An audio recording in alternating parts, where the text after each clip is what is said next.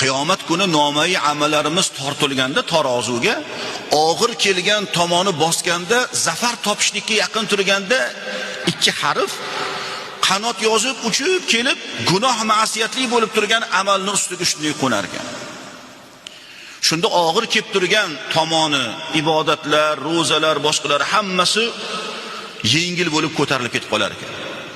U nima u qanaqa harf, ikki harf deyilsa, u uf degan so'z.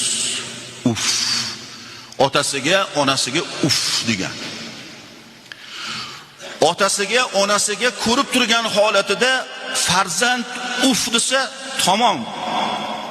Yiqqan, tergan ajrlari, mukofotlari hammasi yo'qqa chiqadi. Ikki dona harf uf. Bu yoqinqiramagan holatda aytiladi. Ayniqsa lekin ota-onani ko'ziga uf degan farzandning ishi bitmaydi. Shuni yaxshilab bilib qo'yaylik, birodarlar. Ayniqsa yoshlar, otasi, onasi hayot bo'lganlar. Uf degan so'zni og'irligi shu. Nimaga bunday deyilsa, chunki farzand otasiga, onasiga uf degan so'zni ishlatishligi bilan u oq bo'lib qoladi. Bizning nazarimizda otasini ursa oq bo'ladi-ku, otasini so'ksa oq bo'ladi-ku, lekin biz o'ylagan darajamizdagi chuqur emas bu masala. Yengilroq.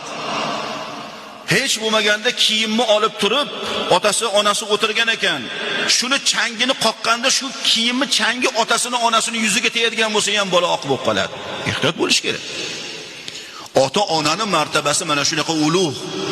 Nomai amallarimiz tortilayotgan vaqtda ana shu uf degan so'zni qay darajada og'ir ekanligini biz hozir aytmoqchi bo'ldik.